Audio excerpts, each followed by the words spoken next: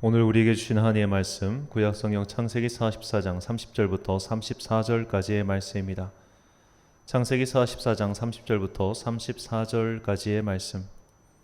이제 봉독하겠습니다. 하나님의 말씀을 경청하십시오. 아버지의 생명과 아이의 생명이 서로 하나로 묶여 있거늘 이제 내가 주의 종 우리 아버지에게 돌아갈 때에 아이가 우리와 함께 가지 아니하면 아버지가 아이의 없음을 보고 죽으리니 이같이 되면 종들이 주의 종 우리 아버지가 흰머리로 슬퍼하며 스올로 내려가게 함이니이다. 주의 종이 내 아버지에게 아이를 담보하기를 내가 이를 아버지께로 데리고 돌아오지 아니하면 영영이 아버지께 죄짐을 지리이다 하였사오니 이제 주의 종으로 그 아이를 대신하여 머물러 있어 내 주의 종이 되게 하시고 그 아이는 그의 형제들과 함께 올려 보내소서. 그 아이가 나와 함께 가지 아니하면 내가 어찌 내 아버지에게로 올라갈 수 있으리이까. 두렵건대 재해가 내 아버지에게 미침을 보리이다. 아멘. 유다 고통에서 공감으로란 제목으로 하나님의 말씀 선포하겠습니다. 중국의 사상가인 맹자는 이런 말을 했습니다. 제가 좋아하는 문구라서 자주 말씀드렸죠. 하늘이 장차 큰 임무를 사람에게 맡기려 하면 반드시 먼저 그 마음과 뜻을 괴롭히고 뼈마디가 꺾어지는 고난을 당하게 하며 그 몸을 굶주리게 하고 그 생황을 빈궁에 빠뜨려 하는 일마다 어지럽게 한다. 이는 그의 마음을 두들겨서 참을성을 길러주어 지금까지 할 수 없었던 일도 할 수 있게 하기 위함이니라. 쉽게 말해서 고통을 겪고 인내심을 키워서 큰 일을 하게 한다 라고 요약할 수 있겠죠. 그런데 꼭 큰 일을 하기 위해서 이런 고통을 겪어야 합니까? 고통을 겪지 않고도 목표를 이루기 위해 참을성을 기를 수 있다면 그걸로 족하지 않을까요? 굳이 고통을 겪어야만 큰 일을 이룰 수 있다는 것은 도대체 무슨 뜻일까요? 그 이유는 고통이 공감 능력을 키우기 때문입니다. 공감이란 상대의 감정을 느끼는 것이고 상대의 감정을 함께 느끼는데 고통만한 것이 없기 때문이죠. 불에 데이면 많이 아픕니다. 그런데 그 불에 데인 아픔을 말로 전달해봤자 아이들은 잘 모르죠. 직접 데어봐야 이게 왜 아픈지 압니다. 겪어봐야만 아는 것이 있다는 뜻이죠. 그리고 고통은 여러 가지 감각과 경험 중 특히나 잊혀지지 않습니다. 이빨이 썩어서 신경치료를 해본 사람은 다른 사람에게 이빨을 잘 닦으라고 말할 겁니다. 그래야 안 아프다고 하면서 말이죠. 암에 걸려서 고통을 겪어본 사람은 다른 사람이 이런 아픔을 경험하지 않기를 바라며 각종 방법을 알려줄 겁니다. 고통은 이처럼 다른 사람과 공감하게 만들고 또 다른 사람을 위하게 만듭니다. 여러 가지 질병 등으로 고통을 겪는 사람들 중에 나만 이렇게 아플 수 없어 너희도 아파봐야 돼 라고 생각하는 사람은 별로 없을 겁니다. 이것은 마치 전쟁에 참혹한 상흔을 겪은 사람들이 평화주의자가 되는 것과 마찬가지입니다. 전쟁을 겪은 사람들 중에 전쟁 옹호론자나 주전주의자가 되는 자는 별로 없습니다. 고통은 이렇게 공감 능력을 키우고 다른 사람의 마음을 이해하게 만듭니다. 다른 사람의 마음을 이해하고 공감할 수 있으니 자연스럽게 다른 사람과 함께 어울리게 되며 다른 사람과 함께 어울릴 수 있는 사람이 혼자서 할 수 있는 일보다 함께 더 큰 일을 하는 것은 어찌 보면 당연한 일이라고 할 수 있겠죠. 그래서 인류사를 보면 큰 일을 한 사람들, 역사에 족적을 남긴 사람들은 모두 고난을 겪었습니다. 고난과 고통이 있었기에 공감할 수 있었고 공감할 수 있기에 서로 힘을 모아서 난관을 극복했던 겁니다. 반면에 고통을 겪어보지 않았거나 약한 사람의 마음을 헤아릴 줄 모르던 이들은 자신의 엄청난 능력을 갖고도 오히려 실패하고 만 사례가 많습니다. 역사에서 이런 반면교사의 사례가 초나라의 초패왕 항우와 삼국시대의 용장 여포입니다. 항우나 여포는 1대1 전투에서는 무패를 자랑하는 걸물들이었습니다. 그들은 싸움을 너무나 잘했습니다. 그러나 그만큼 교만했고 다른 사람들의 약함을 이해하지 못하고 안하무인이었습니다. 결국 이 둘은 자신보다 개인의 능력에 있어서 훨씬 떨어지는 이들의 손에 의해 목숨을 잃고 말았습니다. 혼자서는 이처럼 아무리 용력이 출중해도 큰일을 이룰 수 없는 법이죠. 성경에서 이렇게 고통도 모르고 다른 이와 공감도 하지 못해 실패한 인물은 바로 삼손입니다. 그는 엄청난 용력을 갖고 있었지만 그만큼 다른 사람과 공감하지 못했고 그래서 처절하게 실패했습니다. 혼자서 1000명과 싸워 이길 수 있는 능력을 갖고도 결국 적들에게 붙잡혀 비참한 최후를 맞이했죠. 고통은 사람을 변화시킵니다. 그렇게 변화된 사람은 다른 이와 손잡고 더 큰 일을 할 수 있으며 또 그렇게 해야 더 큰 변화가 일어나죠. 우리는 고통을 통해 공감의 능력이 생기고 그 공감의 능력으로 변화를 일으킨 인물을 만나게 됩니다. 오늘 이야기의 주연인 유다입니다. 창세기의 주인공들 중 사람에게 가장 많은 영감을 주는 이는 요셉이죠. 요셉은 그래서인지 분량도 많습니다. 창세기 50장 중에 13장 분량이 요셉에게 할애되어 있습니다. 요셉은 10대 시절에 이집트의 노예로 팔려갔고 그곳에서 왕인 바로 아래 직위에까지 올랐습니다. 국무총리라고 우리식으로 번역은 하는데 그 당시에는 그런 직책은 없었겠죠. 다만 이제 재상, 총리 이런 식으로 할 수 있겠습니다. 그렇게 노예에서 수직 상승했으니 그야말로 입지전적인 인물이었습니다. 그리고 요셉 덕분에 야곱의 자녀들은 고센 땅에 정착해서 살 수 있었고 그곳에서 히브리 민족을 이루었으니 그야말로 민족의 새로운 장을 연 주연이라고 할 수 있죠. 그래서 요셉을 주인공으로 하는 이야기가 많고 애니메이션까지 나올 정도입니다. 우리는 요셉의 이야기는 이래서 잘 알고 있지만 그의 형이며 배다른 형제인 유다에 대해서는 크게 관심을 갖지 않습니다. 하지만 유다는 이 요셉의 이야기에서 조연으로서 큰 역할을 하고 있습니다. 유다와 요셉의 아버지는 야곱이죠. 이 야곱에게는 모두 12명의 아들들이 있었습니다. 그런데 그중 요셉을 가장 사랑했습니다. 이 사랑의 정도가 너무 심해서 다른 형제들과의 관계가 불편할 정도였죠. 창세기 37장 3절과 4절 말씀입니다. 요셉은 노년에 얻은 아들이므로 이스라엘이 여러 아들들보다 그를 더 사랑하므로 그를 위하여 채색 옷을 지었더니 그의 형들이 아버지가 형들보다 그를 더 사랑함을 보고 그를 미워하여 그에게 편안하게 말할 수 없었더라. 자, 여기서 채색 옷이란 색깔을 입힌 옷이란 뜻인데 이 당시에는 염색 기술이 발달하지 않아서 색을 입힌 옷은 굉장히 귀했습니다. 어떤 주석을 보면 당시 채색 옷은 왕들이나 공주들이나 입는 옷이었다고도 설명합니다. 야곱은 형제들 중에 요셉에게만 이런 귀한 옷을 입혔습니다. 자, 우리가 여기서 성경의 표현을 좀 주목해서 봐야 되는데 아까 우리가 읽었던 성경에는 야곱이 노년에 얻은 아들이므로 더 편애했다고 나오지만 사실 이것을 잘 생각해 봐야 합니다. 왜냐하면 요셉과 형들의 나이 차이가 그다지 크지 않았기 때문이죠.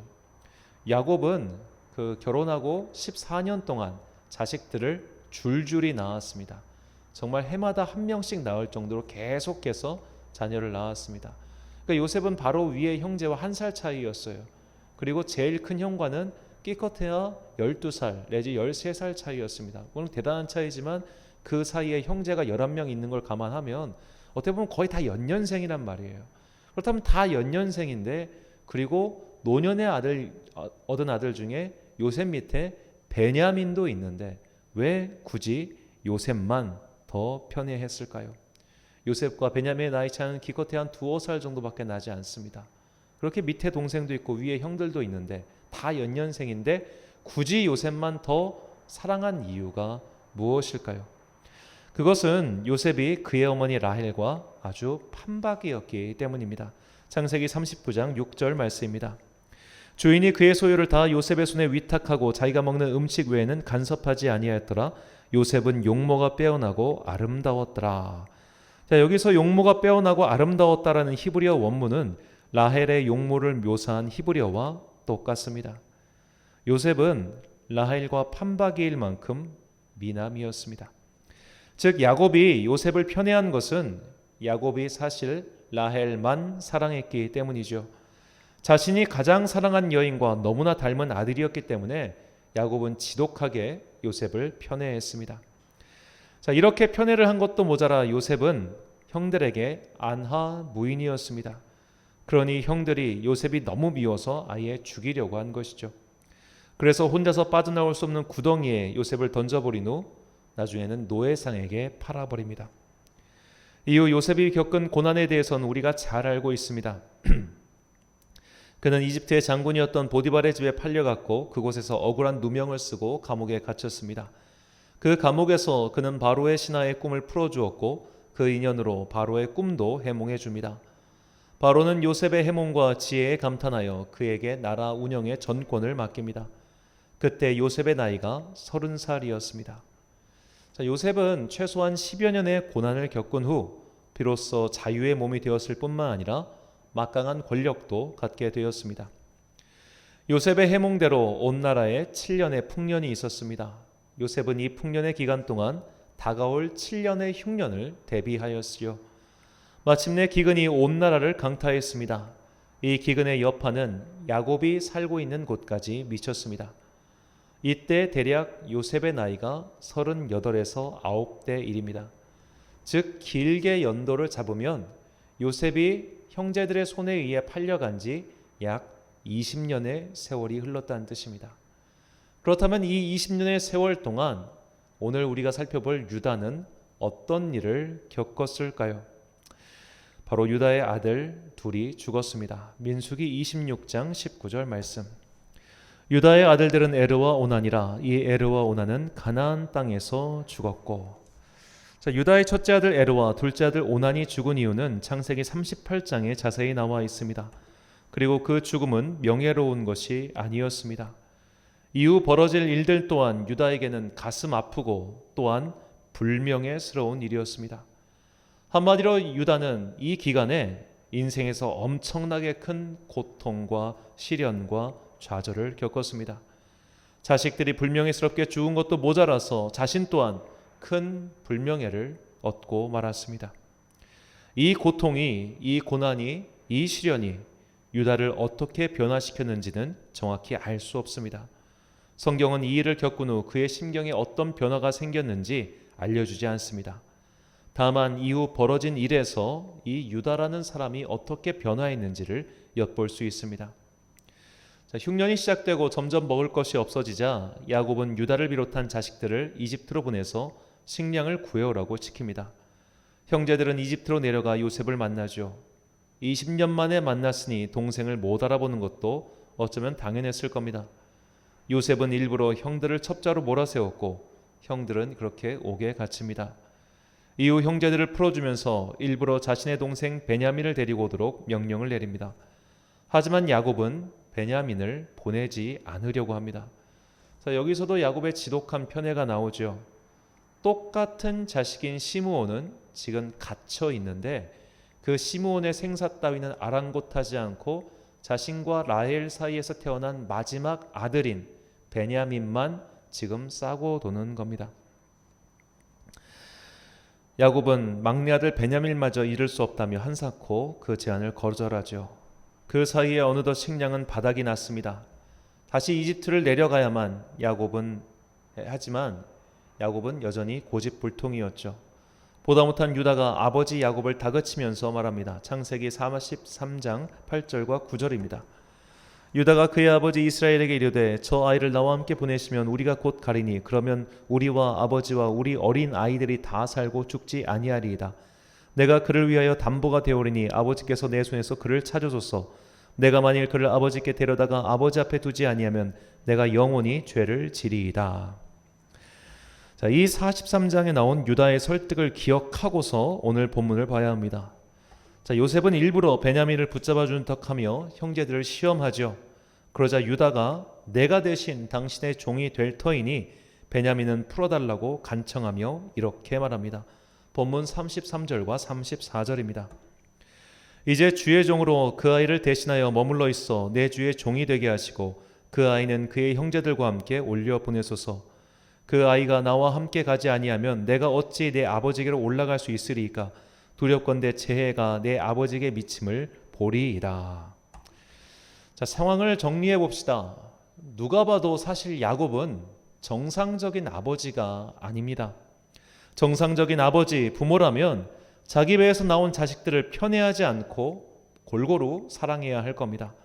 물론 마음이 더 가는 자식이 있고 덜 가는 자식이 있겠지만 적어도 목숨값 앞에서 그렇게 대놓고 편애하지는 않을 겁니다. 하지만 야곱은 그러지 않았죠. 절체절명의 상황에서도 나의 당시 다 손자들이잖아요. 손자들이 굶어 죽던, 자식들이 죽던, 나는 오직 내가 사랑한 여인이었던 그 여인의 아들만 챙기면 그만이야 라는 야곱의 지독하게도 이기적인 태도를 오늘 본문에서 우리는 사실 볼 수 있죠. 이렇게 지독하게 편애를 하니 자식들이 요셉을 안 미워하는 게 오히려 이상하지 않겠습니까? 야곱은 이렇게 지독하게 이기적인 사람이었습니다. 이렇게 지독하게 이기적인 부모 밑에서 자녀가 어떻게 자라겠습니까? 아버지의 사랑을 받지 못하고 나만 아는 이기적인 부모 밑에서 자식들이 크면 어떻게 될까요? 아버지는 나를 지켜주지 않아. 그러니 나는 어떻게든 혼자서라도 살아야 돼 라며 각자 도생의 길을 택하지 않겠습니까? 즉 야곱이 죽든 말든 베냐민이 어찌 되든 말든 일단 우리끼리 일단 살아보자. 아빠도 저렇게 사는데 왜 우리가 저 아버지를 위해서 이게 살아야 되냐? 그런 생각을 하지 않았을까요? 드라마 이 청춘시대라는 드라마가 있습니다. 이 청춘시대 드라마를 보면 참 의미심장한 대사가 나와요. 주연 중 한 명인 박혜수는 중학생 때 아빠가 곧 교통사고로 사망합니다. 이후 엄마와 둘이서 살게 되죠. 하지만 이 엄마가 너무나 철이 없었습니다. 보다 못한 딸이 엄마에게 이런 소리를 합니다. 잠시 영상을 보겠습니다. 자, 부모가 자식을 보호해야 되는 건 당연하죠. 그런데 지금 야곱을 보면 이 드라마에 나온 그처럼 자식들을 보호할 생각은 전혀 없고 자기 자신만 사실을 챙기는 것과 다름없습니다. 그게 정말 베냐민을 사랑해서 그런 것일까요? 그가 정말로 베냐민을 사랑했다면 그가 저렇게 키우면 형제들과 어떤 사이가 될지 한번 상상을 해봐야 되지 않겠습니까? 야곱은 사실 베냐민을 사랑하거나 요셉을 사랑했다기보다는 그들을 사랑하는 자기 자신을 사랑하는 사람이라고 볼 수 있겠죠. 그러니까 지독히도 이기적인 사람이 바로 야곱입니다. 부모가 자기만 알고 자식을 지켜주지 않는데 굳이 자식이 의리를 지킬 이유가 무엇이겠습니까? 그래서 유다를 비롯한 형제들은 요셉을 죽이거나 노예로 팔아넘기는데 아무런 주저함이 없었습니다. 유다도 그런 사람이었습니다. 하지만 유다가 겪은 고난이 그를 변하게 만들었습니다. 자식들도 죽고 부인도 죽었습니다. 큰 불명예도 겪었습니다. 그런 고통을 겪으면서 그는 희생할 줄 아는 사람, 공감할 줄 아는 사람이 되었습니다. 참으로 모자란 아버지였지만 그런 아버지의 마음을 어느 정도 받아들이고 이해할 수 있는 사람이 되었습니다. 창세기를 보면 믿음의 주연들은 아브라함, 이삭, 야곱 그리고 요셉의 순서입니다. 분량으로만 봐도 확실하죠. 그런데 예수님의 조상은 유다입니다. 유다의 후손을 통해 예수님께서 이 땅에 오셨습니다. 이스라엘의 위대한 왕 다윗도 유다의 후손이죠. 분명히 주인공은 요셉인데 이상하게도 조연인 유다를 통해서 하나님의 나라가 이루어졌습니다. 저는 유다가 큰 고난을 겪고 공감할 수 있는 사람, 희생할 수 있는 사람이 되었기에 이런 믿음의 유산과 축복을 받지 않았을까 생각합니다. 야곱의 태도로 보아 유다는 아버지의 사랑을 받지 못하고 컸을 공산이 큽니다. 그의 어머니에게는 6명의 형제 중 한 명이었을 뿐이죠. 그의 가정생활은 평탄치 못했으며 불명예스러운 일도 겪었습니다. 하지만 그는 야곱을 원망하고 외면하지 않았습니다. 아버지와 형제들을 떠나서 살 수도 있었지만 함께 살면서 그들을 책임졌습니다. 모두가 나서지 않을 때 생명을 걸었고 베드란 동생 베냐민을 위해 그리고 평생 자신에게 제대로 된 사랑을 주지 않은 아버지를 위해 희생을 각오했습니다. 그렇기에 하나님께서 유다에게 복을 주신 것은 아닐까요? 창세기 49장 10절 말씀입니다. 규가 유다를 떠나지 아니하며 통치자의 지팡이가 그의 발 사이에서 떠나지 아니하기를 실로가 오시기까지 이르니 그에게 모든 백성이 복종하리로다. 아멘. 자, 우리는 내가 겪은 고통을 공감으로 승화시켜야 합니다. 안타깝지만 모든 고통이 공감 능력을 키워주지는 않죠. 부모에게 학대를 받고 자란 사람이 자녀에게 고통을 되물림하는 일이 얼마나 많습니까? 내가 받은 고통만 생각하고 다른 이의 고통은 아랑곳하지 않은 이들도 또한 얼마나 많습니까? 하지만 고통이 없으면 공감할 수 있는 범위가 줄어드는 것도 명백합니다. 따라서 우리는 먼저 내가 받은 고통에만 주목하지 않도록 한 발 떨어져서 그 고통을 객관적인 시선으로 바라볼 수 있어야 합니다. 그런 이후에 같은 고통을 겪고 있는 이들에게 시선을 돌려야 합니다. 성경은 이런 과정을 바로 긍휼의 마음이라고 표현하고 있습니다. 긍휼이란 지금 창에 찔려 피를 흘리는 마음, 이것을 아는 겁니다. 내가 아파봤으니 저 아픔이 무엇인지 아는 마음이 바로 긍휼입니다.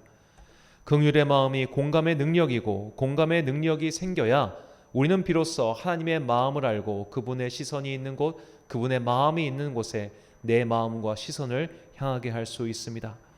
그래서 예수님께서는 긍휼의 마음이 있는 자를 가리켜 복이 있다라고 말씀하십니다. 마태복음 5장 7절 말씀입니다. 긍휼히 여기는 자는 복이 있나니 그들이 긍휼히 여김을 받을 것이며. 아멘. 자신의 고통에만 주목하는 이기적인 마음을 버리고 나와 같은 고통을 당한 이들을 불쌍히 여기고 그들의 손을 잡고 심지어 그들을 위해 희생까지 하는 긍휼의 마음을 가진 사람은 이미 복을 받은 자입니다. 왜냐하면 하나님께서 그를 긍휼히 여기시어 보살펴 주시기 때문입니다. 이기적인 아버지 야곱을 불쌍히 여겨 자신의 희생조차가 구한 유다에게 복을 주신 오늘의 이야기가 이에 대한 증거입니다. 우리 주변에는 나와 같은 고통을 겪고 있거나 또는 더 큰 고통을 겪고 있는 자들이 있습니다. 가난, 질병, 가족의 문제, 사회의 문제, 전쟁의 문제 등 큰 고통을 겪고 있는 자들이 지천에 널려 있습니다. 내가 제일 힘들어, 내가 제일 고통스러워, 내가 제일 어려워라는 태도로는 하나님의 일을 할 수가 없습니다. 내가 제일 힘드니까 내가 잘 먹고 잘 사는 일에만 집중하면 그는 설령 잘 살 수 있을지 모르겠지만 그들은 그저 한 세대, 한 시대만 잘 먹고 잘 살다가 사라질 뿐입니다. 일전에도 말씀드렸지만 요즘 한국교회에서 제 생각에 하나님께서 가장 유용하게 쓰시는 교회는 오륜교회입니다. 오륜교회는 작은 교회들을 위한 다니엘 기도회라는 콘텐츠를 전국에 뿌렸습니다. 유튜브 시대가 열리기 전부터 오륜교회는 이런 일을 해왔습니다. 오륜교회가 정말 진심을 다해 작은 교회들을 위해 섬기는 일을 하는 것은 그들 또한 7년 동안 삼각교회로 있으면서 고통을 겪어봤기 때문입니다. 제가 아는 한 목사님은 당시 부목사들의 급여를 전국에서 최고로 많이 주셨습니다. 20년 전인데도 그때 월급이 지금 웬만한 교회 부목사들 급여보다 많을 정도였습니다. 그분이 그렇게 부교역자들을 챙긴 것은 자신이 돈 때문에 고통을 겪어봤었기 때문입니다. 그분이 전도사 시절에 담임 목사가 바뀌면서 교회에서 나와야 됐는데 너무나 돈이 없었던지라 한 학기만 더 교회에서 사역할 수 있게 좀 자기 사정을 좀 봐달라고 간청했습니다. 그런데 그 교회는 냉정하게 그 부탁을 거절했지요. 부산에서 올라오는 버스 안에서 그분은 피 흘리는 심정으로 내가 나중에 담임 목사가 되면 내 밑에서 일하는 교육자들을 최고로 대우해 줄 거야 라고 다짐하셨다고 합니다. 하지만 똑같은 고난을 겪었어도 안 그런 곳이 더 많습니다. 어렵게 개척해서 큰 성공을 거뒀지만 여전히 우리 교회만 잘 되면 된다라고 행동하는 교회가 더 많지요. 내가 부교육자 시절에 어려움을 겪어봤으니 너희가 겪는 어려움은 별것도 아니다 라고 생각하는 사람은 정말 부지기수입니다. 고난을 공감으로 승화시키지 못했기 때문에 안타깝지만 그들은 하나님 나라의 위대한 일에 동참하지 못하는 것이죠. 나의 고통을 긍휼의 마음으로 승화시키는 것은 단순히 하나님 나라의 큰일에 동참하기 위해서만은 아닙니다. 긍휼의 마음을 가지고 사는 것은 그리스도인으로서 해야 할 거룩한 의무이기 때문이죠. 야고보서 2장 13절 말씀입니다. 긍휼을 행하지 아니하는 자에게는 긍휼 없는 심판이 있으리라. 긍휼은 심판을 이기고 자랑하느니라. 아멘. 야고보 사도는 고통을 공감으로 승화시켜 긍휼의 마음으로 서로를 대하는 것이 선택사항이 아닌 의무임을 분명히 말하고 있습니다. 이것은 하나님께서 우리를 긍휼히 여기시기 때문입니다. 하나님께서는 우리의 고통을 외면하지 않으시고 우리의 고통에 공감하시며 긍휼의 마음으로 우리를 돌보고 계십니다. 하나님은 내가 너희를 긍휼히 여겼으니 너희도 서로를 공감하고 긍휼히 여기길 바라십니다. 우리가 나 자신의 고통에만 함몰된 이기적인 사람으로 추락하지 않기 위해서 우리에게 긍휼을 베푸시는 그리스도 예수를 항상 주목해야 합니다. 히브리서 4장 16절 말씀입니다. 그러므로 우리는 긍휼하심을 받고 때를 따라 돕는 은혜를 얻기 위하여 은혜의 보좌 앞에 담대히 나아갈 것이니라. 아멘. 사랑하는 천안 광성교회 성도 여러분, 그리고 이 예배를 드리시는 귀한 주님의 자녀 여러분, 고통을 공감으로 승화시키십시오. 고통은 자칫하면 내가 제일 아프고 내가 제일 힘드니 오롯이 나만을 위해 살겠다는 이기적인 마음으로 흐를 수 있습니다. 그러나 그것은 그리스도인의 마음이 아닙니다. 우리와 똑같은 고통을 겪으심으로 우리와 공감하시고 우리를 긍휼히 여기신 예수님의 뒤를 따라 내가 겪은 고난과 고통을 다른 사람을 이해하기 위한 공감의 도구로, 긍휼의 도구로 사용하십시오. 그렇게 아파하는 자들과 함께 아파하고 우는 자들과 함께 울며 공감할 때 서로 맞잡은 손과 손을 통하여 하나님 나라의 일은 이루어집니다. 인생의 고난을 겪었어도 남을 이해하기보다는 더욱 자신만을 생각하며 살았던 이기적인 야곱이 아니라 그 고통과 고난을 겪은 후 이해하지 못했던 사람을 이해하고 남을 위하여 희생할 정도로 공감하며 변화했던 유다를 배우는 여러분과 제가 되시길 간절히 축원합니다. 기도하겠습니다. 사랑과 은혜가 풍성하신 아버지 하나님, 아픔이 없는 인생이 어디 있겠습니까? 고통이 없는 인생이 어디 있겠습니까?